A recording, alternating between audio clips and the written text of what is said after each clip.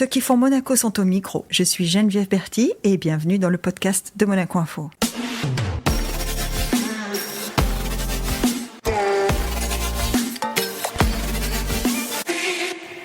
Notre invité du jour est tour à tour compositeur, producteur, chroniqueur, scénariste, habitué du stand-up, membre d'un groupe de rock, Sissi, commissaire d'exposition. On ne compte plus les casquettes de ce bourreau de travail, tant elles sont nombreuses, mais toujours avec le sourire. Bonjour Alex Jaffray. Bonjour Geneviève. C'est très chouette. Je pensais pas faire autant de choses. Moi, j'ai toujours l'impression de faire un ou deux petits trucs, mais là, en fait, avec ta liste, j'ai l'impression que ça fait un paquet. C'est ça l'effet quand on fait la liste. On appelle ça l'effet liste. Oui, c'est vrai.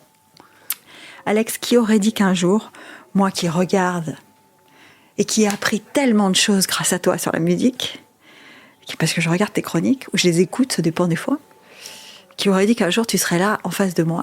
C'est ça, hein, Monaco, c'est ça. C'est ça. C'est le centre, comme dirait Dali, Monaco, c'est le centre névralgique de l'histoire. Il fallait qu'on se rencontre, évidemment. Voilà. Ben non, mais déjà c'est très gentil de regarder ces chroniques. Je me demandais qui regardait parce qu'il y a deux personnes. Il y en a une de ma famille et puis toi, donc voilà. Et ça me met en joie. Et nous sommes en plus des 4 millions. Voilà, 4 millions et 2. Voilà. Ce qui est quand même incroyable avec Télématin, puisqu'on en parle 5 minutes, c'est que, et je trouve que l'idée de mettre des chroniques musique où tu fais une vraie pédagogie de la musique, hein, tu ne parles pas juste de morceaux et de morceaux que tu as trouvés ou de nouveaux artistes qui font partie de ta bibliothèque, tu expliques aussi les morceaux de musique. Je trouve l'idée de mettre la musique à portée de ces 4 millions, il y a certainement des musiciens dans les 4 millions, mais quand même. Pas assez, mais merci beaucoup, mais c'est la motivation première, je crois, de toute ma vie, de la transmission. J'ai eu beaucoup de chance, j'ai eu la chance d'avoir des maîtres et des gens généreux qui ont pris sur leur temps pour m'apprendre et me donner envie et m'ouvrir les oreilles et les chakras sur la musique. Et je me dis, le minimum, c'est d'essayer de faire la même chose, de redonner un peu de mon temps ou de... Moi, je vais te dire, le truc qui me fait le plus plaisir, c'est que je croise des gens dans la rue ou à la Fnac, tu vois, et qui me disent grâce à vous, j'ai été acheter ce disque que je connaissais pas et tout. Et je me dis, génial. J'ai l'impression que au moment du jugement dernier, j'arriverai et on me dira, c'est bien. Les gens ont écouté du jazz grâce à vous. Parce que moi, grâce à toi, alors pas jazz, mais grâce à toi, j'ai eu une explication de Bohemian Rhapsody. Et j'avais jamais... évidemment, je suis pas musicienne. Donc, ce que j'ai trouvé incroyable, c'est que tu as lié le morceau à d'autres morceaux que je connaissais par ailleurs. Et oui. C'est ça... c'est souvent ce que tu fais d'ailleurs. Hein. Oui, c'est le côté... vous aimez ça, donc vous aimerez ça. C'est ça. Ça je le dois beaucoup à William Lémergie, le fondateur de l'émission, et celui qui m'a... embauché mon deuxième papa de télé. Il y a eu Christian Blachas sur Culture Pub et puis William. Oui. Et c'est vrai que William... Regretté, Christian Blachas. Regretté, tellement. Mais et je te raconterai après, je crois que j'ai fait les pires blagues qu'on peut faire à Christian, je les ai toutes faites. Oui, parce qu'avant, moi je voudrais savoir comment tu arrives à la musique, parce que c'est la colonne vertébrale de tout ça, avant la télé, avant le stand-up, avant tout ça, c'est la musique. Oui. Exclusivement. Et un peu les blagues, mais... un peu les blagues. Un peu les blagues aussi. Et un peu le public, parce que tu aimes les gens. Mais ça, on en parlera aussi après. Oui. D'abord, j'ai peur des gens. Et vraiment, tout le monde, quand je dis ça, personne ne me croit. Mais d'abord, je pense que c'est la peur du public ou le fait d'avoir bégayé petit, tout ça fait qu'à un moment donné, j'y vais. Mais sinon... Bégayé petit, mais tu l'as soigné ou c'est passé ? Non, je l'ai soigné, puis c'est passé au fur et à mesure. Tu vois, là, quand je suis un peu agité, je rebégaye. Mais mes filles me disent souvent, papa, t'es fatigué, tu bégayes. Alors, la musique, tu la rencontres comment ? Tu es d'une famille de musiciens ou pas ? Non. Mon papa, Robert, faisait de la musique, mais amateur, tout le monde était amateur. Et puis ça a commencé très mal. Moi j'étais élevé par mes grands-parents qui m'ont mis au conservatoire et ça s'est très mal passé. J'ai dû rester 6 mois et c'était tellement une souffrance que je le dis dans le spectacle, j'aurais pu signer un papier en disant tu feras plus jamais de musique de ta vie, et je l'aurais fait parce que et je partage ça avec Alexandre Astier. On comprend pas ni lui ni moi pourquoi l'apprentissage de la musique est une souffrance. Alors, vous comprenez pas, mais moi, je peux témoigner parce que ma mère avait décidé que j'allais faire du piano. Elle me disait, oh là là, t'as des mains longues et tout. Main de pianiste. Ouais, main de pianiste, machin, tu vas faire du piano. Et alors, moi, le solfège, ça a été un martyr. Mais vraiment. Ouais. Et j'ai lâché à cause de ça. Parce que peut-être j'ai pas chopé le truc ou je sais pas. Non, mais en fait, je pense que l'apprentissage de la musique, ça se fait sous une forme de contrainte, c'est sûr, mais comme tout apprentissage. Mais sauf que il y a des gens qui font de la musique juste pour se faire plaisir, pour jouer 4 accords, jouer les Beatles. T'as pas besoin d'avoir un niveau de solfège de malade pour jouer les Beatles, c'est te faire plaisir. Et en fait, tout l'apprentissage, on le sait bien, dès que tu as une sorte de gratification, de satisfaction, putain, mais t'as même pas l'impression d'apprendre. T'es en train de faire. Parce que moi, je regrette d'avoir lâché maintenant. Mais oui. Parce que j'aimerais tellement savoir lire la musique, parce que j'aime la musique, et donc je me retrouve complètement à distance, en fait. Quand on sait pas la lire, on est un peu à distance. Non, je pense qu'il y a plein de... La musique, on peut l'aborder par plein de... Il y a, tu sais, face nord, face ouest. Ouais. Je pense qu'il y a plein de possibilités. Faire le K2, quoi. Oui. Non, mais on peut... Moi, je suis un piètre lecteur, mais vraiment de partitions, de piètre lecteur de plusieurs clés, mais vraiment... Et ça m'empêche pas d'avoir des idées, d'aimer la musique, d'en écrire. Et, mais tu composes, oui. Oui, mais... Et comment tu composes si tu l'écris pas? Mais alors parce que tu peux la jouer, après, tu as des programmes qui peuvent orchestrer. Tu travailles avec des orchestrateurs incroyables, Marie-Jeanne Serrero, Olivier de Crouy, des gens qui eux, ont la connaissance et qui, étonnamment, n'ont pas toujours, tu vois, Hans Zimmer par exemple, ou Hans Zimmer, c'est un très très très mauvais lecteur. Enfin, tu vois, il a jamais appris la musique. Danny Elfman, le compositeur de Tim Burton, pareil, il avait un groupe de rock, il chantait, et un jour Tim Burton lui dit, tiens, on va faire la musique de Pee-wee the Big Adventure. Il avait jamais fait de musique, il savait pas lire 3 notes. J'ai eu la chance. Il le fait à l'oreille alors? Oui, il le fait à l'oreille, puis aussi le fait de jouer les ordinateurs, enfin, et puis après, évidemment, à force de le faire, t'apprends. Je dis ça maintenant, c'est vrai que je lis une partition, mais t'as fait le chemin à l'envers en fait. Oui, exactement. C'est très très bien raconté. J'ai fait le. Oui, mais d'ailleurs j'ai tout fait. T'as tout fait à l'envers. En moonwalk, tu sais. on a l'impression que je m'en vais alors que j'avance. C'est ça le truc. Et donc la musique, c'est une souffrance au départ, mais il y a quand même un truc. Parce que sinon, tu y serais pas revenu. Oui, il y a un truc. Je raconte souvent cette histoire, mais chez mes grands-parents, il y avait 3 disques, mais vraiment 3 disques qui se battaient en duel, et il y avait un disque de Ennio Morricone. Miracle. Le truc de dingue. Je sais même pas comment il l'avait acheté. Ça s'appelle le destin, monsieur. Je crois qu'il a frappé la porte, vous savez, comme Beethoven. Pam pam pam pam, c'est les 4 coups du destin. Beethoven sourd. Oui, c'est vrai. Moi, petite, je découvre Beethoven et je trouve ça incroyable. Le cadeau de mes 9 ans, c'était la 9e, dans un coffret, machin. Hein. J'écoutais ça en boucle, ma mère ne comprenait pas trop. Et je découvre qu'il est sourd. Et là, je sais pas comment il fait. Voilà. C'est vrai que ça fait partie des belles histoires et aussi des légendes, parce qu'il n'était pas sourd tout de suite. Et tu sais comment il faisait? Il avait une tige de bois qui était coincée dans le piano, il tenait entre ses dents la tige de bois et il sentait les vibrations quand il jouait. En fait, t'imagines l'intelligence, oui, l'intelligence et en même temps l'abnégation, l'adaptation. Oui, de comment je sens les vibrations. Et d'ailleurs, je conseille à tout le monde de faire ça. Sauf que bon, on n'est pas sourd, donc mais c'est intéressant. On peut la musique, c'est drôle parce qu'on oublie que la musique, cette interview, ce podcast va durer des heures, Geneviève, t'en as conscience. Oui. On est là jusqu'à 23h30 dimanche. Si on parle de choses aussi passionnantes que ce qu'on vient de faire là pour les 5 premières minutes, on peut rester...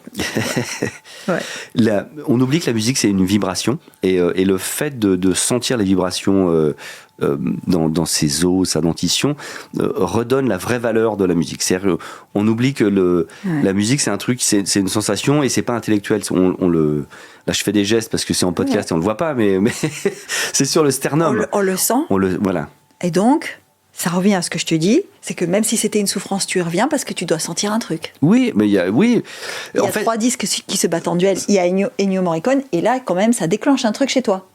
Ben oui, parce que quand j'écoute la musique du film Le Casse, où il avait parce que il y a très longtemps, donc il avait pas écrit. C'est un génie quand même. C'est un génie. Et cette musique me touche et je comprends pas pourquoi en fait. Et tu vois, je comprends pas cette sensation, parce que j'avais pas vu les films. J'avais 8-9 ans, j'avais pas vu du tout ces longs métrages. métrage encore, mais la musique crée un truc en toi, tu sais, comme quand t'es, tu sais, on est ému, et ça veut dire, tu sais, il y a quelque chose qui bouge, quoi. Il y a tu vois, émouvoir. Il y a un déplacement intérieur d'organes qui fait que je me dis waouh. Les Anglais, ils ont un mot horrible, ils disent goosebump. Ouais. Bah. Oui, c'est vrai pour les poils sur les bras. Oui. C'est ça. Enfin, poils sur les bras, c'est pas beaucoup plus stylé que goosebump. C'est vrai. La chair de poule. C'est parce que tu vois, j'ai dit ça parce que je t'écoute et j'ai du mal à trouver une musique dont je te dirais qu'elle est pas belle. Ouais. Dans ma tête. Alors, qu'est-ce qui te touche? Quelle musique te... Moi, j'ai tendance à dire te transperce. Parce que je pense qu'il y a des musiques qui passent à travers toi, tu vois, et qui te... Qu'est-ce qui te touche comme ça, aux larmes, ou en tout cas... Aux larmes, en tout cas, bon, tu vas me dire c'est normal, mais le Requiem de Verdi dans la cour d'honneur du palais, avec les chœurs sur les deux côtés, sur les escaliers, j'ai eu du mal à retenir mes larmes, oui. Mais... le morceau de Ibrahim Malouf qui traverse Beyrouth avec sa trompette. Ouais. J'ai eu du mal aussi, ça s'appelle Beyrouth d'ailleurs, j'ai eu du mal aussi à retenir mes larmes. Alors je ne sais pas si c'est la mélodie ou si, parce que tout est une mélodie, hein, mais la javanaise a cappella de Gainsbourg que j'ai eu la chance de voir dans ses derniers concerts avant qu'il s'en aille, a cappella avec son pot synthé, voilà, oui j'ai eu du mal à... Mais pas parce qu'il chantait, c'est la musique. Enfin, moi, la javanaise, c'est la musique. Non, puis c'est drôle que tu fasses référence à ça. J'ai fait l'interview d'Yvan Attal et je vous faisais une blague parce que c'est vrai que souvent on l'appelle Monsieur Gainsbourg et ça l'agace. et j'ai choisi justement, j'ai réussi à extraire la voix et d'avoir la voix toute seule de Gainsbourg. C'est l'époque Casino de Paris, voilà, avec Gary Georgette au clavier, Gary Georgette et la voix de Gainsbourg voilà, tout je seul. connais pas son nom, mais je connaissais pas son nom. Ce type assez grand. Et qui un toucher incroyable. Et la voix de Gainsbourg qui est dans le souffle aussi, et le truc incroyable. Et c'est drôle parce que je me suis dit tiens, le truc le plus émouvant, tu vois, la synchronicité, c'est cette voix et le fait de réussir à l'extraire, d'avoir la voix toute seule de Gainsbourg, le truc est dingue. Et on se rend compte à quel point j'ai eu la chance d'aller aux répétitions à cette époque-là. Oui, il y avait des prompteurs. Oui, il connaissait pas le texte. Oui, il lit. Et alors et ça marche, ça. On s'en fout un peu. Hein. Ouais, mais c'est.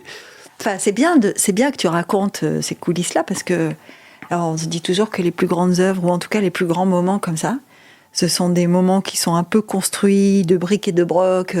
Finalement, le miracle total n'existe pas, quoi. Et pourtant, on en revient toujours à la même chose. Ça produit l'émotion. Ouais. Ça fait le truc, quoi. Et ça vient, et tu sais jamais réellement d'où ça vient. C'est-à-dire que parlons d'émotion. Avant-hier, j'ai été voir le ciné-concert de La La Land. Tu vois, le film au Grand Rex. Ouais. J'ai eu la chance de rencontrer Justin Hurwitz le week-end dernier. On fait l'interview, ça se passe super bien. Enfin, c'est super. Et tu vas voir La La Land. Donc, évidemment, t'as l'orchestre, Justin qui dirige. Enfin, le truc est dingue. C'est lui qui dirige pendant. C'est lui qui dirige pendant. C'est génial, ça. C'est une dinguerie. Il dirige. Et toutes les musiques que t'entends, les trucs de jazz, machin, les trucs d'orchestre, les chœurs, tout est fait en live. Tout est fait en live. C'est fou. C'est fantastique. C'est déjà la maîtrise, la concentration. Enfin, tu vois, c'est quand même 2 heures. C'est long. C'est long. Ouais. Il y a beaucoup de musique. Et tu vois, il y a plein de trucs hyper forts, hyper riches, avec plein de trucs. Et le moment, évidemment, le film, l'histoire, et tu sais, le film à la fin où tu vois l'histoire d'amour qui n'existe pas. Et en fait, le moment le plus intense musicalement, c'est le moment où il y a le moindre truc musicalement. C'est-à-dire qu'il est au piano. Ryan Gosling, rien que de le dire, tu vois, j'ai les goosebumps aussi. Il fait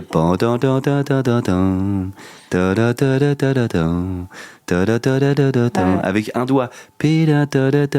Ça, et là, t'as le Rex et t'entends. Mais ça, tu sais, les gens respirent plus, ils sont là. Ils sont comme ça. Et tout le monde se met à pleurer. Et alors qu'il y a eu 90 musiciens qui jouaient, tu vois, c'était riche, fort, intense. Et le truc qui te tue, c'est un truc au piano qui se joue avec 2 doigts. Attention, je suis d'accord avec toi. Sauf que je trouve que le symphonique, parce que tu me dis qu'est-ce qui te touche dans la musique, moi le symphonique, ça me touche. Ah bah oui. C'est-à-dire les grands ensembles, quand ils sont beaucoup, qui jouent chacun leur moment. Voilà, on parlait de la 9e, voilà, par exemple, hein, mais pas que. N'importe quelle œuvre symphonique, Voilà. C'est la masse. Tu sais, c'est exactement la même chose quand tu rentres dans une église et qu'il y a un orgue qui joue et que tu vois, là, pour le coup, tu t'es aplati par le son, par tu sais, la pression acoustique. Et c'est ce que j'aime aussi. Qui est très, voilà, qui est très forte. Et qui te montre à quel point tu es tout petit, quoi. Tu sais. Alors, quand tu es face à un symphonique, un philharmonique en tout cas, tu te sens petit quand même. Oui. Enfin, moi personnellement, c'est les rares fois où j'ai l'impression d'être comme une espèce de fourmi. Je me dis d'abord que ce qu'ils font c'est extraordinaire, ensuite que ce que j'entends est extraordinaire, et cette espèce d'unisson, moi, me plaque toujours contre le mur. Hein. C'est fascinant dans un orchestre qui joue, pour tous les gens qui ont la chance d'entendre de l'extérieur ou après de se balader dans l'orchestre quand il joue, c'est que en fait tu te dis mais c'est tellement de petits bouts de marqueterie et chacun joue un petit, tu vois, t'as une flûte qui fait pendant que les violons font et tout ça ensemble fait un résultat, fait un truc de dingue. Et sauf que chaque partie séparément, parfois il y a des trucs mais ridicules, quoi, tu vois, mais ou juste des pits plom plic, tu vois, t'écoutes, t'as l'impression que c'est Tom et Jerry, en fait c'est au milieu d'un requiem, le truc est dingue parce que l'ensemble c'est ça qui est fascinant aussi, c'est la capacité de non-déconstruction de l'oreille et du cerveau. C'est-à-dire que tu prends la musique comme un ensemble. Ouais. Alors après, même quand c'est ton métier, tu commences à écouter, savoir comment c'est fait, voilà, c'était ma question, ça. Merde. Voilà. Je viens du futur, j'ai lu toutes tes questions d'avance. Non, mais tu prends ça comme un ensemble, exact. C'est-à-dire, quelqu'un comme moi qui n'est pas musicien prend ça comme un ensemble. Est-ce que quelqu'un comme toi qui est musicien prend les morceaux? Parce que dans tes chroniques pédagogiques, tu assembles les morceaux. C'est vrai. Mais alors, pour répondre à ta question, c'est comme j'ai des amis monteurs ou réalisateurs de longs métrages et je leur dis, mais quand vous allez au cinéma, tu vois, j'ai eu la chance de faire des musiques pour Claude Lelouch et d'être pote avec son monteur Stéphane Mazalek, qui est un excellent monteur. Et à chaque fois, je lui dis, mais quand tu vas au cinéma, tu regardes les points de montage? Il me dit, bah non, je m'assois, je suis spectateur, je regarde le film, je pleure, j'aime pas. Et puis après, je le revois, mais en fait, moi, je fais pareil sur la musique, mais je l'écoute dans l'ensemble et j'attends moi, je pleure beaucoup au cinéma, je pleure beaucoup, j'écoute un disque, je pleure. Mais mais j'aime ça, ça vient comme ça. Enfin, je suis vraiment, les choses me touchent. En revanche, le fait de faire redécouvrir un morceau connu, tu vois, tu parlais comme dans les sons d'Alex, les petits découpages, en écoutant le morceau de l'intérieur, c'est hyper intéressant parce que ça a une vertu dingue, c'est-à-dire que tu connais le morceau par cœur et d'un seul coup, tu sais, c'est comme si tu voyais quelqu'un de face et d'un seul coup, la personne se met un peu de profil et tu fais, hey, j'avais jamais vu, putain, t'as un petit grain de beauté qui est hyper joli, là, ouais. Tu vois, et en fait, c'est ça. J'aime bien le tout petit changement d'axe d'écouter l'intérieur d'un morceau. Puis en plus, c'est un côté un peu magique. Tu ouvres le capot d'un morceau, tu sais, tu dis, ah, il y a ça, il y avait... Parfois, il y a des sons... Bah, c'est ça que tu donnes quand tu fais tes chroniques. C'est que et même dans le son d'Alex, c'est comme tu décortiques un peu, c'est comme si tu soulevais le couvercle et que tu mettais la recette, quoi. Ouais, tu passes en cuisine, ça, j'ai la chance d'être pote avec Philippe Etchebest. Avec qui tu as fait de la musique d'ailleurs. Oui, je fais partie du groupe. Je savais pas que Philippe Etchebest avait fait de la musique, moi. Si, c'est un bon. Alors il chante un ou deux titres. Il chante Antisocial, qui le fait hyper bien. Il joue de la batterie. Je sais pas pourquoi ça m'étonne pas. Ouais. Et celui-là, c'est bien. Morphologie, tout ça. Celui-là, c'est bien. À chaque fois, je me dis qu'il a la tête de Bach. Enfin, surtout, je prends la tête de Bach. Tu sais, le seule photo qu'on a de Bach qui a pas l'air souriant. Je fais putain, on dirait Etchebest quand il rentre dans une cuisine dégueulasse. Cauchemar. Je fais cauchemar, ouais. Et non, il joue très bien de la batterie, il bosse vachement, c'est un gros bosseur, Philippe. Et il bosse les morceaux, voilà. Enfin, ça doit pas être le seul bosseur, parce que je le disais en intro quand même, il me semble que Alex Jaffray, bon là on a parlé de ton éveil à la musique, je comprends que tu fais le chemin à l'envers, enfin c'est ce que tu nous expliques, donc ça veut dire qu'il y a beaucoup de travail derrière. Oui, mais tu sais, ça doit être comme toi, quand tu fais un truc qui te plaît, t'as pas l'impression de travailler, quoi. Bah oui, c'est vrai qu'en fait, comme la musique, tu baignes dedans toute la journée. Ça peut être dans un taxi, ça peut être sur le trottoir. Enfin, t'as pas besoin d'être à un endroit particulier pour penser à ce que tu veux faire, quoi. Oui, puis il y a la musique, il y a la production, il y a tu vois, le sound design. Tu te dis là, on est en train de travailler sur un show avec des centaines et des centaines de drones, il y a une musique à écrire, c'est génial. La chance de rencontrer, d'enregistrer un joueur de oud saoudien, tu vois le mec qui joue, tu sais, c'est un instrument en quart de... C'est un instrument très compliqué. En quart de ton, il n'y a pas de fret, enfin tu sais, il y a, pour ceux qui font pas de musique, qui nous écouteront, tu sais, c'est un manche de guitare où il y a aucune séparation, donc c'est vraiment juste tes doigts comme un violon, quoi. C'est tes doigts, tu dois savoir exactement où c'est. Tu vois, ce genre de truc, c'est dingue. C'est une chance inouïe. Qu'est-ce que tu dis à ceux, parce que c'est une chance inouïe, qu'est-ce que tu dis à ceux qui, comme moi, n'ont pas été au bout, ne savent pas jouer d'un instrument, et qui se disent, mon Dieu, ça doit être tellement dur. Oui, c'est un peu du boulot, mais non, je pense qu'il faut séparer pour moi, il y a 3 catégories de musiciens. Il y a le soliste, tu vois, il y a Rostropovitch, Lang Lang et tout. Donc, tu vois, c'est 6 heures de piano par jour toute ta vie. Et après, bon, bah, t'es soliste, c'est génial. Après, il y a un musicien classique, tu vois, on parlait de Philharmonie. 6 heures de piano par jour. Par jour. Mais ça, c'est pour quelques-uns seulement, tu vois. Après, il y a le musicien dont c'est le métier.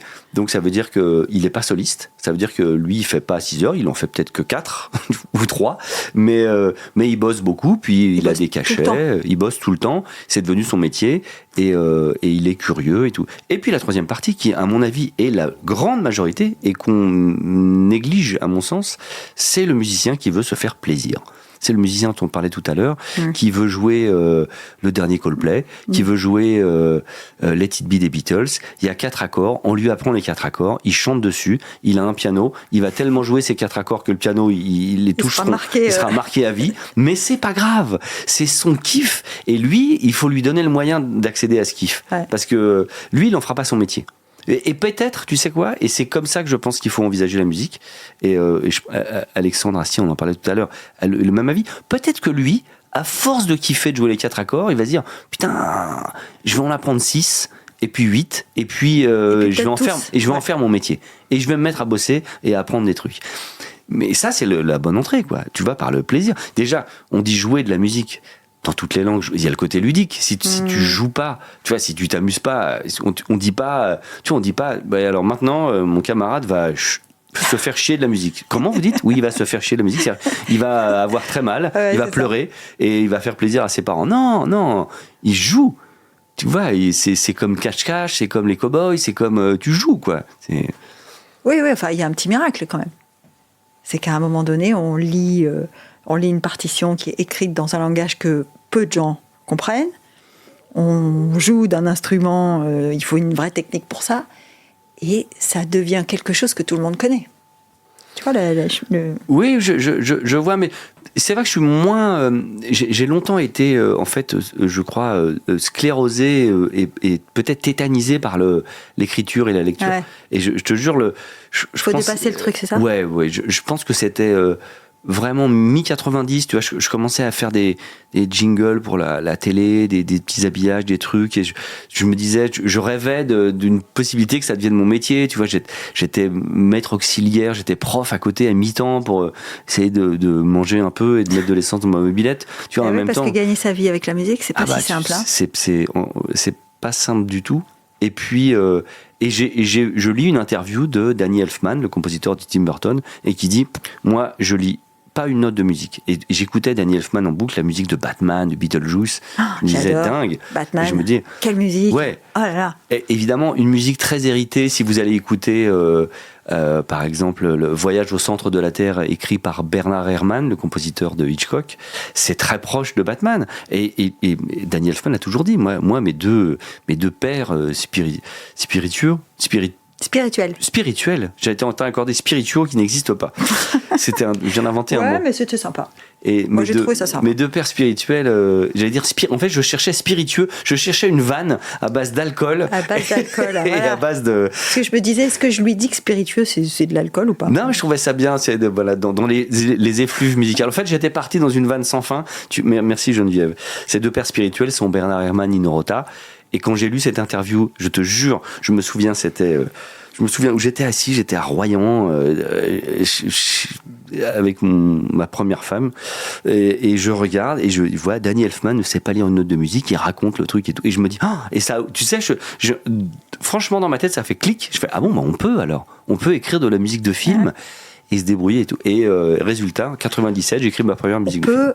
À un niveau élevé. Oui.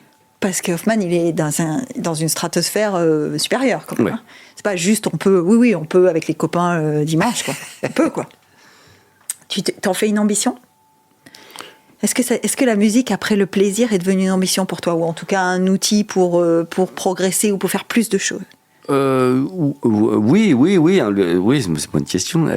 Oui, il y a 20 ans, j'ai monté une agence sonore qui s'appelle Star Trek, Start et Record, jeu de mots de qualité. Star Trek. Et voilà, on voit le spécialiste des vannes. Des vannes pas chères. Tu sais, des vannes achetées sur Wish. Mais pas cher, pas mal. Pas mal. Et Star Trek, il fallait y penser quand même. J'ai monté Star Trek donc avec Domiti et Gilles, mes associés, il y a plus de 20 ans maintenant. On est une vingtaine. Donc on est une très grosse agence sonore. Tu vois, 20 personnes, c'est Pour beaucoup. Ceux qui ne savent pas, qu'est-ce que c'est une agence sonore ? Une agence sonore, c'est une agence qui fabrique des identités sonores pour les marques, par exemple pour Renault. La SNCF. Celle-là, nous ne l'avons pas faite. C'est un de nos concurrents, mais pour. Non, mais c'est pas parce qu'elle est belle, hein. C'est parce que tout le monde l'entend dans toutes les gares. Et tu sais pourquoi elle est aussi marquante ? Parce que ce n'est pas une identité sonore, c'est un signal d'appel. Un signal, ouais. Parce que quand tu l'entends et que tu es avec ton chien, ta belle-mère, tes valises, et que tu entends ça, et que tu vas savoir enfin à quel quai, si ton train arrive ou pas. Donc t'es par à l'heure, monsieur. Par à l'heure. Donc t'es dans une, tu sais, t'es dans une concentration et une écoute ultime, et donc évidemment ça rentre beaucoup plus vite dans ton cerveau. Sinon, n'enlève rien à sa qualité. Alors t'as fait Renault par exemple ? Renault, Citroën, BNP, la caisse d'épargne, Veolia. C'est un marché qui existait ou vous l'avez créé ? EDF, La Poste, mais qui continue sa liste sans fin. Mais ouais, le mec il continue sa liste, c'est bien, moi je trouve ça bien. Ouais. Mais ce que je me dis, est-ce que vous avez créé le marché ou est-ce qu'il existait ? Non, il existait. Alors c'est vrai que nos camarades qui ont fait l'identité de la SNCF ont ouvert un peu ce marché, ont créé le principe de parler, d'avoir le focus. De faire reconnaître. Oui. De reconnaître par la musique. Mais sauf que ça existait bien avant, ça existe depuis la nuit des temps. Tu vois, Banania, il y avait pam papa papa papa pam. Charles Trenet chantait des. Ça existait depuis toujours. Et moi, j'irais plus loin que ça. Hein. Je te dirais, ça existait quand le roi sortait. Il y avait toujours la même. Bien sûr. La même musique. Enfin, en tout cas, le même clairon ou voilà. Pam pam pam. Oui, l'entrée des gladiateurs. Enfin voilà, il y a. Tu sais, en parlant avec Hans Zimmer, qui lui a fait l'identité sonore de BMW, donc évidemment, tu vois, je suis en train de parler à Hans Zimmer, je suis pas en train de me dire, ouais, je me compare à toi, on a fait l'identité de Renault, tu vois, genre, c'est non. pas mal quand même. Et alors, mais sauf, on parlait justement d'identité sonore, et comme on s'est rencontrés plusieurs fois, il sait que je fais à un tout petit niveau son métier, et lui, il me disait, est-ce que tu sais quelle est la première identité sonore en musique ? Je lui dis, je sais pas, il y en a plein. Il fait, non, il y en a une que tout le monde connaît, et c'est celle dont on a parlé tout à l'heure, c'est pam pam pam pam. Ça, tout le monde connaît, tu vois. C'est quand même 2 notes différentes, pam pam, tu vois, 1, 2, 3, 4, tu vois, 4 notes, et tu peux pas faire plus court. C'est, tu sais, c'est devenu après ici Londres, pam pam pam pam, ici Londres, les Français parlent tout, tu vois, c'est devenu, et c'est un truc, tout le monde connaît. C'est un truc de dingue, tu vois, parce que tout le monde. Tout le monde. Parce que moi, je serais incapable de te dire la première fois où j'ai entendu le pam pam pam pam. Je sais pas. On ne sait pas, mais j'ai l'impression que je l'ai entendu depuis toujours. Ce qui est fascinant, c'est que j'ai un ami qui utilise cette formule que j'adore, c'est la saveur de l'évidence. Tu vois, ça veut dire que tu sais pas pourquoi, t'entends un truc, ça c'est comme un parfum, ou c'est comme quelqu'un que tu reconnais, tu sais, on va pas rentrer dans le côté karmique, etc., mais il y a un peu de ça. Parfois tu rencontres quelqu'un, et t'as l'impression de le reconnaître. En fait, tu sais, et il y a quelque chose d'absolument définitif et dans un raccourci de cette identité sonore. Alors, pour aller un peu plus loin, c'est vrai qu'on a la chance de faire des identités sonores, on fait beaucoup de musique depuis, on est l'agence sonore de Renault, on parlait de Vasarely, qui avait fait le logo historique de Renault. Et donc, tu ailles voir sa terrasse. Oui, absolument. Absolument. On fait des musiques de films. Françoise Gamerdinger, si tu nous écoutes, il faut que tu emmènes Alex Jaffray voir la terrasse. Françoise, je t'en conjure. Je suis sûre qu'elle va trouver un moyen, quand même. Quelle belle rencontre, tu vois. Françoise, Gilles Marsan, toi. Et c'est fou, je te jure, il y a il y a peut-être quelque chose tellurique accroché dans le sol à Monaco. À chaque fois que je viens, je rencontre des gens hyper sympas. Il se passe, tu sais, des rebondissements comme ça, inédits. Oui. C'est très chouette. Avec Françoise et Gilles, vous avez fait le Monaco on Stage. Ouais. Qui était une expo qui a eu un succès fulgurant, pour pas dire plus. Moi, je trouve ça incroyable que tu aies réussi à faire revivre dans cette expo tout ce que Monaco a accompagné dans la musique. Mm-hmm. Parce que tu dis on stage, mais c'est pas juste les artistes qui ont été sur scène à Monaco. Hein. Vous avez parlé de la musique et Monaco en général. Enfin, en général, avec des exemples. Mais...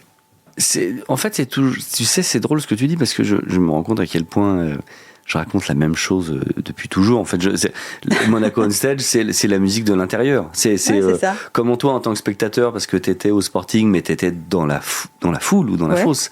Et d'un seul coup, d'un seul coup, j'ai l'impression de passer un moment avec celui qui a fait le spectacle ou qui a fait qui a chanté. Tu rentres dans son intimité, les loges, les trucs, tu vois les pochettes, tu peux marcher sur les pochettes. C'est aussi c'est vrai que je ne remercierai jamais assez Françoise de cette expérience. C'est un beau voyage. C'est-à-dire que d'un seul coup, c'était un rêve, un peu de, tu vois, c'est très bête. On se dit, on va imprimer au sol des pochettes. Tu vois des pochettes de disques, mais 1 mètre sur 1 mètre, et tu vas marcher sur les pochettes. C'est un truc que tu peux pas. Tu sais, tu peux pas faire ça, c'est interdit. Tu peux pas. Tu vois, dès l'enfance, on te dit. Les pochettes. Alors à l'époque, peut-être dans l'enfance. Bon, voilà. Mais là, maintenant, les pochettes, c'est des objets de musée. Hein. Les pochettes de disques et les disques dedans, c'est. Donc on marche surtout pas dessus, quoi. Et il faut aussi rendre grâce à Rudy Sabungi, qui a été aussi le maître d'œuvre de cette belle exposition. Voilà à nouveau une belle rencontre incroyable. Voilà tu sais, un frère de cœur où tu dis waouh, c'est dingue. C'est-à-dire que c'était fou parce que je lui parlais d'artistes. C'est-à-dire que lui, il a une vraie culture de mise en scène, de théâtre. Il est incroyable. Oui, c'était un metteur en. Alors en image, c'est pas vraiment ça parce que il fait pas de vidéo. Mais en espace. Oui. Voilà. Et c'était génial parce que d'un seul coup, c'était la rencontre de moi où sur telle ou telle photo, je lui disais mais non, là c'est tel artiste, non à côté c'est Clapton, non là c'est le bon. Lui il me disait dis-moi, je ne sais pas qui. C'était génial parce qu'en fait, c'est 2 cultures qui ont fait que cette exposition était d'abord à nouveau, on a joué, on s'est fait un magnifique terrain de jeu, et puis si a priori ça a marché ou ça a touché les gens. Ça a beaucoup marché, oui. Mais c'est un peu ce que tu dis, quand on prend du plaisir à faire quelque chose, forcément le résultat est là, parce que ce plaisir-là, les gens le sentent, en tout cas quand on s'adresse à eux, ils le sentent. Alors, je vais dire oui et non, parce que j'ai fait des musiques de films où tu vas sur le tournage, tout le monde se marre, et en fait, mais ça reste un entre-soi, et le rire, en fait, le rire, il faut je pense que ça se dirige, c'est comme une lumière ou tu sais, un jet d'eau, quoi. Tu peux t'arroser les pieds, ou arroser les fleurs, tu vois ce que je veux dire. Parfois j'ai vu ça, tu vois, où tout le monde sur le plateau du tournage, waouh, qu'est-ce qu'on s'est marré, c'était génial et tout, et puis le film marche pas. Et tu vois le montage et toi t'es là, tu te sens exclu, tu sais comme t'as des gens qui parlent et tu fais pas partie du groupe, quoi, tu sais, c'est assez bizarre. Quand vous montez le groupe avec Philippe Etchebest, c'est quoi votre idée ? C'est de faire de la musique dans le garage ? C'est quoi ? Alors Philippe avait déjà monté le groupe. C'est drôle, c'est une histoire dont on se croise, je crois, à un salon, je sais plus où. Et Philippe avec un des potes, un guitariste, et qui me dit ouais, on se croise. Il me dit ouais, j'adore ce que tu fais, machin. J'ai vu les vidéos, ça me fait marrer et tout. Il fait j'ai un groupe, tu veux pas venir jouer ? Et moi je dis oui, tu vois, mais c'est un de mes soucis, je dis oui tout le temps à tout. Un peu bravade. Oui. En plus je le voyais à peu près, c'est horrible, je lui ai déjà dit. Hein. Mais je regardais un peu la télé, donc je voyais bien que les gens se tournaient sur son passage, donc je me dis bah il doit être un peu connu, mais voilà, je voyais à peu près qui il était, mais pas plus que ça. Et puis des mois passent, peut-être même pas une petite année, et en fait le groupe c'était uniquement pour jouer le 21 juin, le jour de la fête de la musique, devant le resto de Philippe, place de la Comédie. C'est le but premier du groupe. Et donc c'est plutôt fun. Ouais, début juin il m'appelle et fait bon, tu viens, enfin je limite mal, hein. Et une grosse voix, ouais, je fais bon, j'ai répété, j'ai une liste de morceaux, donc tu sais, les morceaux à jouer au clavier, un truc, bon, il y a Don't Stop Me Now, des trucs de Queen, il y a des trucs plus ou moins simples, mais il y avait un peu de boulot quand même, donc je bosse un peu, j'arrive, et là je rencontre les autres musiciens du groupe, et d'un seul coup, mais ça colle, mais d'une force, tu sais, genre les copains immédiats, quoi. Tu sais, les gens, et d'un seul coup, tu vois, c'est à la vie, à la mort, on le sait, quoi. C'est parti. Et donc, on joue, évidemment. Et là, tu vois, je parlais de... Ça marche, le délire. On a joué. La première fois, il y avait 6 000, 7 000 personnes devant le resto. Mais t'imagines? Tu vois, le truc, mais à perte de vue. Et puis, on se dit, ce serait bien qu'on joue une deuxième fois par an, tu sais. Donc, tant qu'à faire. Donc on commence à avoir un mec qui nous fait tourner, donc on joue au Hellfest, tu vois, donc ça commence comme ça, puis après on fait un festival de bouffe, de trucs dans le coin, puis après quand je joue mon spectacle à la Cigale, je leur demande de venir jouer, donc ils jouent à la Cigale, après on joue aux Eurocaines, on fait la première partie d'Indochine devant 20 000 personnes. Ça, quand je l'ai lu, j'ai dit c'est pas possible. Mais ça a l'air d'une blague. Fait la première partie d'Indochine avec son groupe et Philippe Etchebest. Voilà. Dit comme ça, tu admettras. Non, mais moi aussi, banal, moi, quand je m'entends le dire, je me dis vas-y, arrête le mytho, c'est pas vrai. Mais parce que en fait, et ce qui est là, tous les gens nous disent, c'est tu vois, c'est comme si des adolescents se retrouvent à 50 ans, donc avec un peu de moyens, un peu de bouteilles, et puis un peu de réseau qui permet et on se marre sur scène, je te jure, mais c'est un kiff, mais tu as l'impression, comme tu disais, de sortir du garage des parents de Philippe, quoi. Tu vois, genre, on a monté un groupe, on va monter un groupe, puis on va changer le monde, puis on va draguer des meufs, ouais. Antisocial quand même. Ouais. On n'est pas loin. Hein. Et en fait, on fait, tu vois, c'est à la fois Queen, à la fois Bowie, à la fois Rage Against the Machine, enfin, il y a un spectre hyper large. Est-ce que tu joues tes morceaux parfois? Avec le groupe? Non. Pas qu'avec le groupe, non. Mais toi, est-ce que tu joues? Est-ce que ça t'arrive de te retrouver dans des contextes où tu joues tes morceaux? Ah non, non, là, ce serait vraiment le nombrilisme absolu. Bonjour, je vais vous jouer le générique de Scène de bel âge. Oui, c'est moi qui l'ai fait. Non, mais tu vois, là, on est à un niveau de Me, Myself and I galactique, quoi. Oui, et maintenant, je vous joue l'identité sonore de DF. Alex, tu vois. Alex, pardon, si je te... Mais on a cette image dans la tête du compositeur, interprète qui fait de la télé, etc., qui fait du stand-up, on se dit, le type, quand même, pense à lui, quoi. Ah oui, c'est vrai. T'as vu, j'ai l'air surpris. Ah non, mais t'as l'air surpris, vraiment. Pour ceux qui ne voient pas, je témoigne, tu as l'air surpris. Mais oui, mais c'est pour ça que je te pose la question, parce que plus je t'écoute, et plus je pense que tu es loin de ça, et pourtant, tu les empiles, quoi. Parce que pour faire de la télé, les gens te disent, pour faire de la télé, il faut quand même avoir une part d'ego. Oui, voilà. je vais pas mentir. Pour composer de la musique, il faut être habité par quelque chose. Pour la jouer, il faut être habité par quelque chose. Pour faire du stand-up, et là, on va en parler 2 minutes. Tu me dis, j'ai peur des gens. Pour se retrouver seul sur scène pendant plus d'1 heure, faut quand même avoir... 1h35. 1h35, pardon.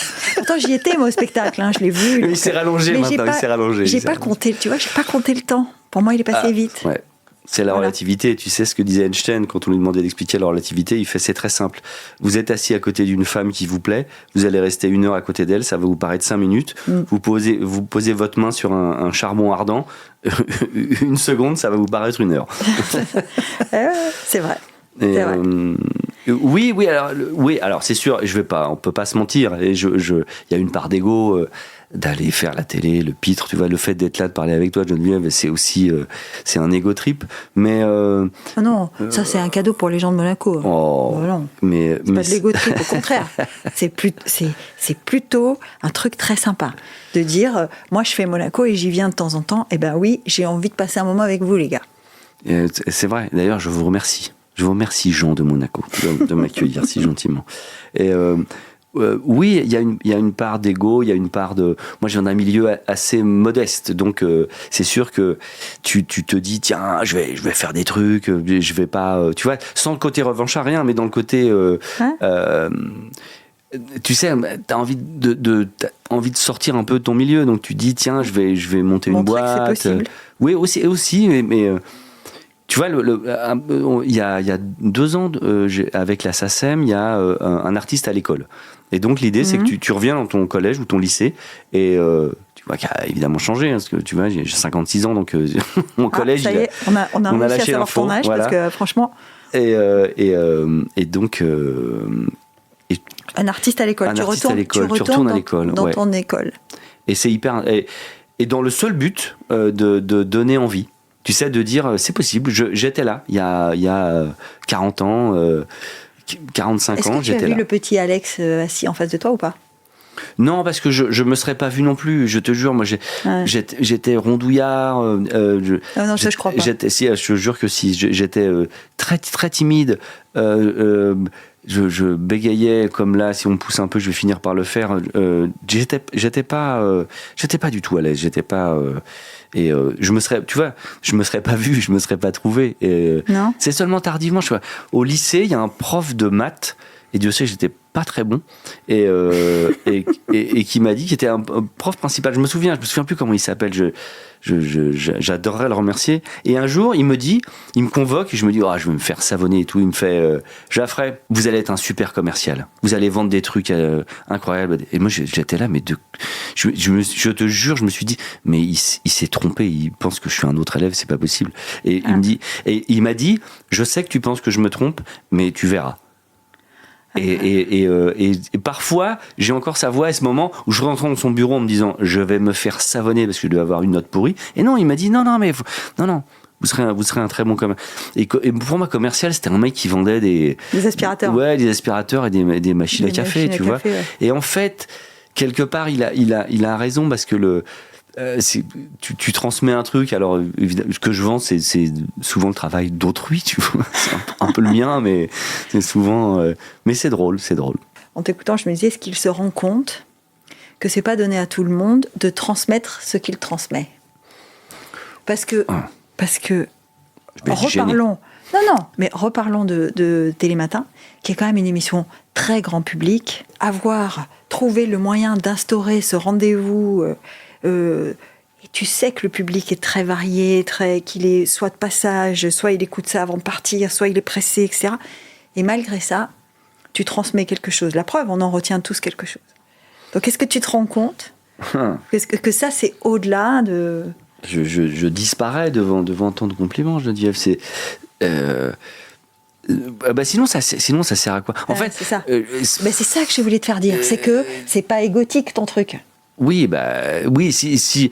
Alors, j'y vais un peu pour me montrer, comme je sais plus qui disait ça. Je crois que quand j'ai fait le spectacle, et j'espère qu'il ne m'en voudra pas dire ça, mais c'était un peu pour faire marrer mes potes et faire chier mes ex. Pardon. Et leur montrer que, bon, voilà. Ouais, on s'en sort toujours. Moi, je me souviens, à quelques occasions, de William Lémergie qui vantait ta coiffure, par exemple, tu vois. Ouais, qu'est-ce qu'on s'est marié avec ça? Ça veut dire que tu mettais un petit truc qui fait qu'on se souvient de toi, quoi. Et là, je reconnais, c'était pour te montrer. Mais dans la chronique en général, on voit pas Alex Jaffray, on écoute tout ce qu'il est en train de raconter, quoi. Non, mais en fait, ça revient à ce qu'on disait au début sur la transmission et sur... moi, j'ai eu la chance d'être entouré franchement de gens généreux. Et en fait, il y a plein de gens généreux. Je trouve. On les écoute pas toujours. Le problème, il est là. Je pense que il est pas tant sur l'émetteur que sur le récepteur. Tu vois, je pense qu'autour de toi, il y a des gens qui connaissent n'importe quoi. Moi, je te le disais, j'ai grandi avec mes grands-parents et je sais que mon grand-père. Je pense d'ailleurs à Monaco. Tu vois, il adorait les cactus. Et il y avait des cactus.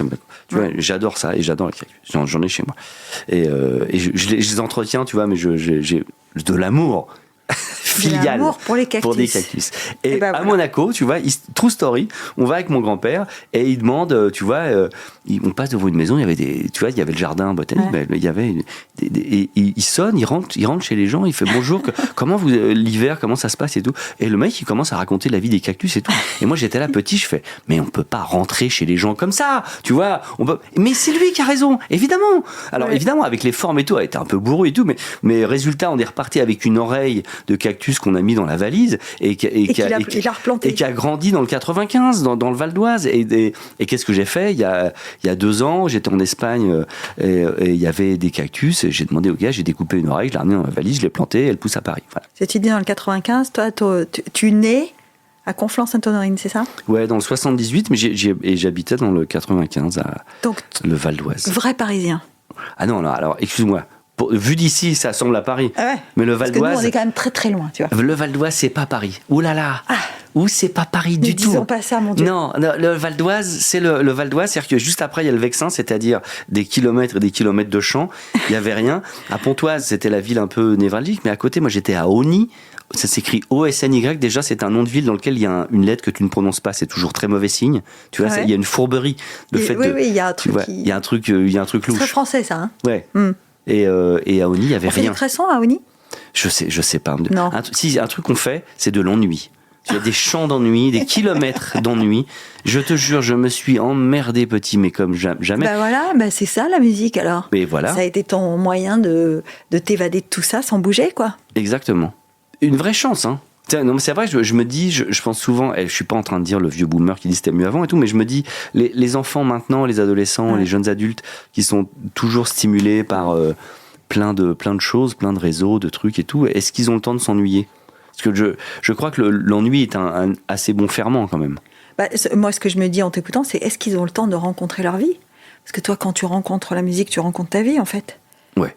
Est-ce que quand on est sollicité en permanence par un nombre incalculable de choses différentes, est-ce qu'on a le temps ou est-ce qu'on a l'occasion de rencontrer sa vie ? C'est vrai. Peut-être que en fait tu picores. Je pense que c'est une autre façon. Je crois que c'est très différent la vie maintenant pour quelqu'un de entre 15 et 20 ans. Je le vois avec mes filles. Hein, tu picores. Et puis de tout ça va créer, ça agglomère des choses. T'es moins, j'ai l'impression que toi comme moi on a grandi avec un truc, on faisait un truc et on le faisait à fond et c'était une chose. Mais je crois que ça n'existe plus ça. Maintenant c'est c'est une sorte d'univers de plein de choses. Tu sais, de plein de petits pop-corn qui font un globe. Oui, parce qu'on avait moins d'outils pour habiter ou remplir d'autres moments. C'est-à-dire que moi je faisais une chose, moi je jouais au basket. Et en dehors du basket, il n'y avait pas grand-chose d'autre, parce que déjà, j'ai à peu près ton âge. Du coup, à la télé, il y avait... Les dossiers sortent. Les dossiers sortent. À la télé, il n'y avait pas grand-chose, tu vois, il n'y avait pas une offre, il n'y avait pas pléthore, quoi. Il n'y avait pas de réseaux sociaux, il n'y avait pas Internet. Enfin, donc, moi, je passais ma vie soit à jouer au basket, soit à lire, soit à écouter de la musique. Ou parfois, je lisais en écoutant de la musique, voilà. Mais j'ai gardé cette habitude de la musique qui m'accompagne partout. Aujourd'hui, quand je fais mon running le matin, si j'ai pas de musique, je peux pas courir, hein. Par exemple. Alors moi j'ai un souci, c'est que je finis par courir au tempo de la musique. Et donc tu vois, ça, c'est vrai. Tu cours trop vite. Je suis obligée de passer le morceau parce que s'il est trop lent, je vais trop lentement. S'il est trop vite, j'arrive pas à suivre. T'as un point de côté, tout, ouais. Donc je suis comme toi, j'écoute des podcasts et j'écoute des trucs sur la musique de film, des trucs improbables de mecs qui racontent des choses. Et en tout cas ça, parce que j'ai remarqué que la musique c'est un truc qui te...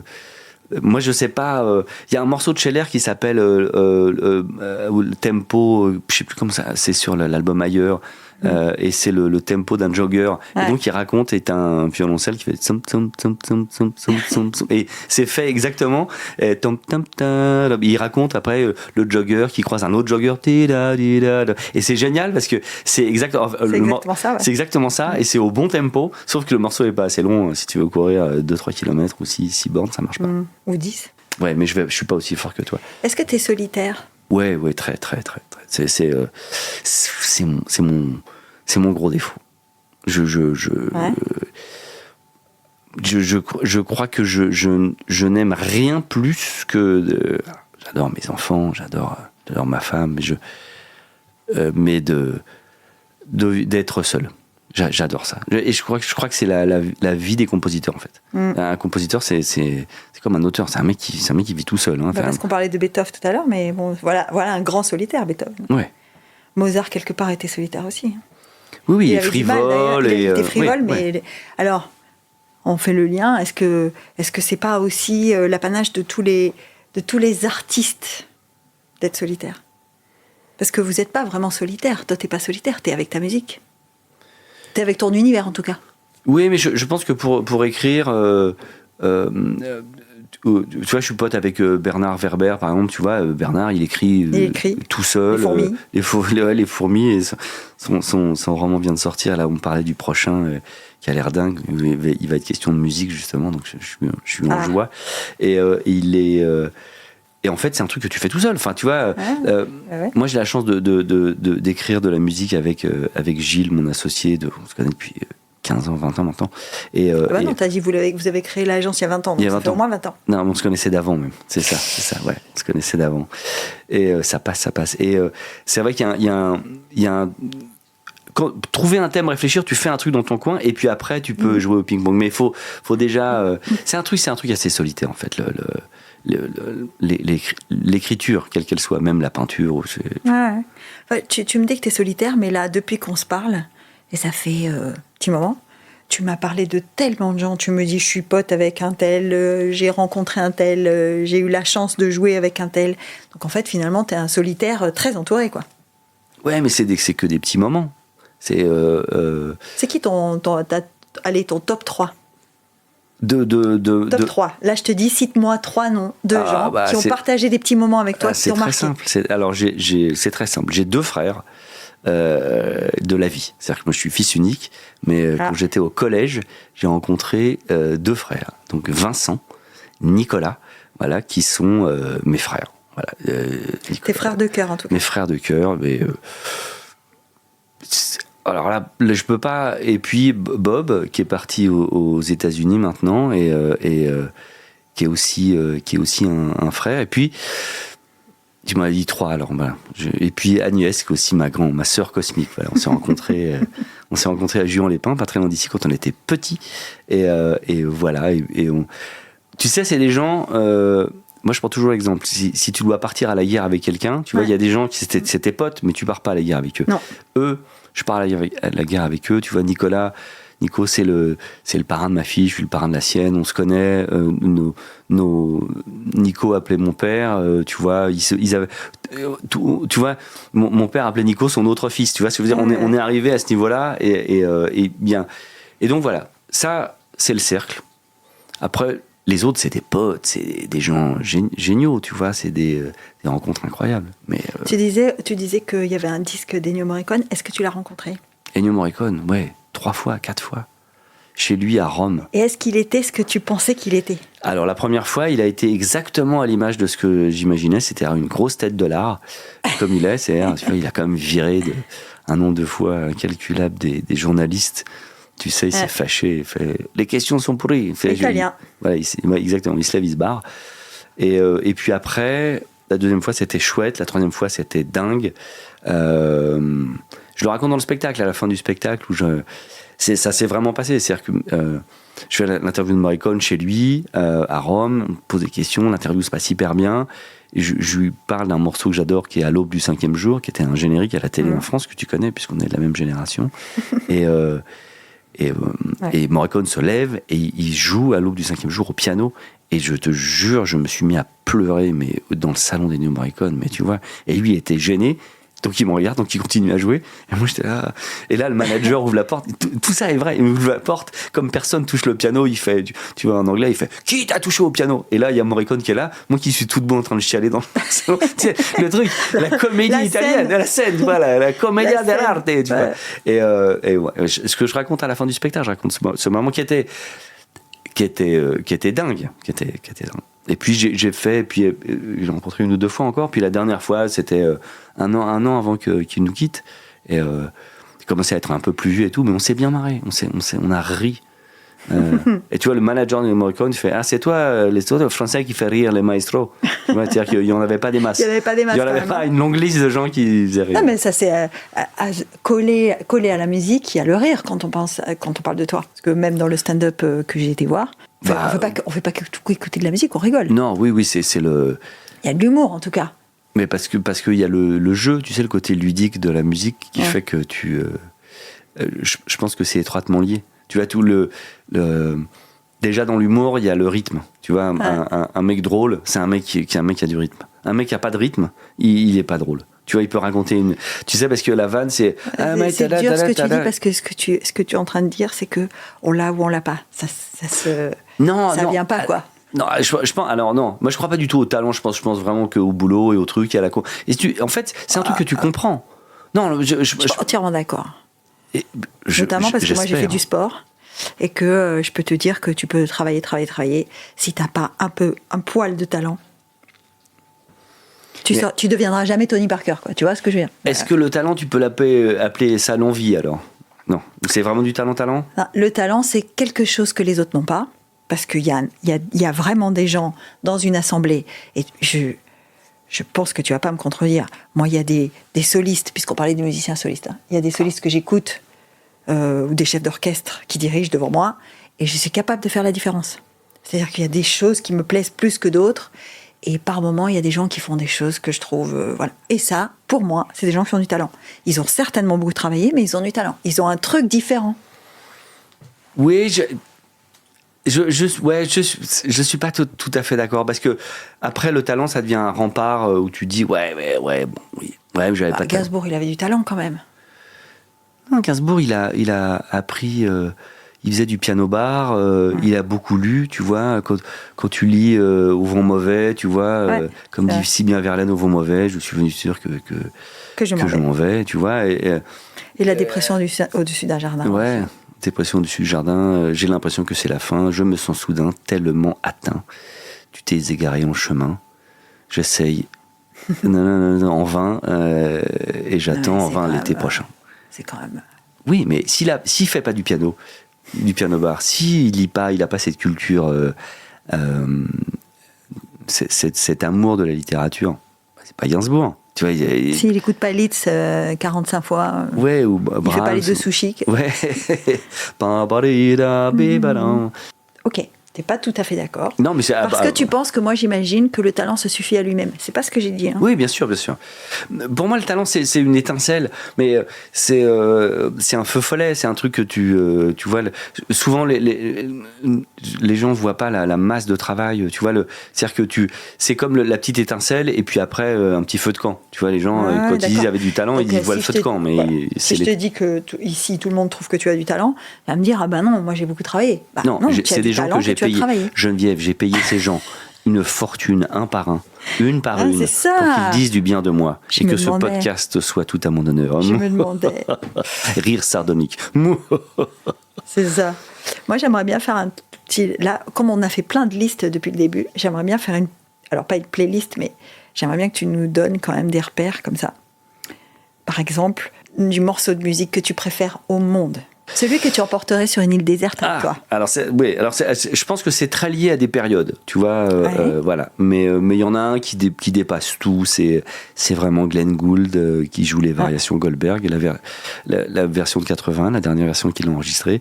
Je le dis souvent, mais c'est un album qui, tu sais, on parlait de la saveur de l'évidence. J'ai entendu ce disque, franchement, et je l'avais déjà entendu avant, mais tu vois, sans faire attention. Et d'un seul coup, tu dis, ah, c'est ça. Et tu l'écoutes, et à chaque fois, déjà, c'est un morceau les 3 ou 4 premières variations, l'aria en l'occurrence, c'est un morceau qui me calme, vraiment. C'est-à-dire que j'ai l'air comme ça, je suis souvent très agité, parfois tendu, parfois chiant. Et ce morceau-là, ça me... Tu vois, mais en même temps, c'est complètement con, mais tu vois, il y a un titre de Katy Perry qui s'appelle I'm Wide Awake, et quand mes filles veulent me demander quelque chose, elles glissent comme ça, I'm Wide Awake, tu sais, dans la playlist, et je fais, wow, tu vois, ce morceau me rend dingue, tu vois, c'est Katy Perry, il n'y a rien à voir. Katy Perry, I'm Wide Awake, alors je pars pas sur une île déserte avec, mais ce morceau me rend dingue, mais je te jure, il y a un truc dans ce morceau qui me rend cinglé. La construction. Ça me fait plaisir parce que ça veut pas dire que pour être touché par la musique, tu as besoin d'avoir une élite en particulier face à toi. Tu peux avoir de la musique de tous les étages, en fait. Exactement. Un titre que j'adore quand je sors du studio, que je suis rincé et que je veux me nettoyer les oreilles pour passer à autre chose, j'écoute un titre des années 90 qui s'appelle, un groupe qui s'appelle Prefab Sprout, avec un titre qui s'appelle Cars and Girls. Et là aussi, si tu prends des références comme ça, Cars and Girls. Oui, tout ce dont les musiciens rêvent, des voitures et des filles, mais et donc tu vois. Moi, tu vois, ce morceau, là, c'est celui de Madness. Alors, je me souviens jamais comment il s'appelle. C'est celui qui démarre avec celui de saxophone. Fait One Step Beyond. One Step Beyond, voilà. Et alors, sais-tu que c'est une reprise, parce que je prépare l'interview de Madness. Je te l'annonce. C'est dingue. Synchronicité à nouveau. Et donc, on s'est rendu compte en bossant avec Fabrice que ce morceau est une reprise, un morceau de 64, beaucoup plus lent, pam, pam, pam, tac, tac, tac, tac, tac, Ouais. tac, Arrangé différemment. Et donc, c'est pas. Ce qui est fou, c'est que ils ont 2-3 morceaux comme ça, Madness, qui sont des reprises en fait. Ils ont. Ça a été une vague incroyable, Madness. Hein. Ils reviennent. Hein. Il y a un Ils album reviennent. qui sort là, d'où l'interview. Voilà. Moi, j'étais ska adolescent. J'avais des pantalons hyper slim, Ouais. avec mes petites Avec guibolles. les chaussures, avec les boucles et tout. Les crêpeurs avec les boucles, les crêpeurs grises achetées porte de Clignancourt, au Puce, à prix d'or. Prix d'or, opus, c'est logique. Mes grands-parents n'ont jamais réellement compris ce choix vestimentaire, mais avaient. Ils avaient validé quand même. Ouf, non, je pense qu'ils avaient des gens. Je vois encore la tête de ma grand-mère fait. Genre, pourquoi des chaussures avec des plateformes ? Ne dis pas que tu avais fait la coupe de cheveux avec la banane aussi, hein, parce que. Non, j'avais pas. J'avais déjà un ornement capillaire assez autonome. Mes cheveux ont une vie. Ils sortent le soir. C'est ça. Voilà. Alors, on a parlé du morceau que tu emmènerais sur une île déserte, celui qui te fait pleurer. Bon, t'as mentionné plusieurs choses, mais si tu devais en mentionner un, le morceau qui te fait pleurer systématiquement. Là, en ce moment, parce que c'est important, c'est lié. En ce moment, il y a un morceau sur la bande originale de Oppenheimer, le film de Nolan, musique de Ludwig Göransson, et il y a un morceau qui s'appelle Can You Hear the Music, où c'est une très jolie réplique où je ne sais plus qui dit à Oppenheimer, lui dit l'idée c'est pas de savoir jouer la musique, est-ce que tu peux entendre la musique? Et le morceau démarre. Ce morceau est incroyable. Et on l'a vu aux États-Unis avec ma femme et ma fille, c'était très beau. En VO, on n'a rien compris. On a galéré, donc on l'a revu en France. Et ce morceau me touche au cœur. Et je l'entends beaucoup sur des TikTok, donc c'est un morceau qui ça fait un truc. C'est impossible à chanter au violon. La femme de Ludwig, le compositeur, est violoniste et ils ont beaucoup travaillé ensemble. Je pense qu'il y a quelque chose aussi d'organique et qui ressort de cette musique. Tu sais, c'est une musique de couple qui a été fabriquée. On ne sait pas qui a inspiré qui, en fait. Oui, et il y a quelque chose d'extrêmement touchant. Ça. C'est très Bach. Hein, et en plus, après, ça se mélange. Il y a des synthés qui arrivent avec des arpèges. Et le truc t'emmène. Mais c'est... franchement, je tiens à dire, amis du podcast, si tu écoutes cette musique et que tu n'as pas le cœur qui explose en mille... le goosebump, raccroche. Va faire autre chose. Avoir de la peinture. Oui, va construire des faire murs. Du basket. Est-ce qu'il y a un truc qu'on pourrait te souhaiter maintenant? C'est chouette ça.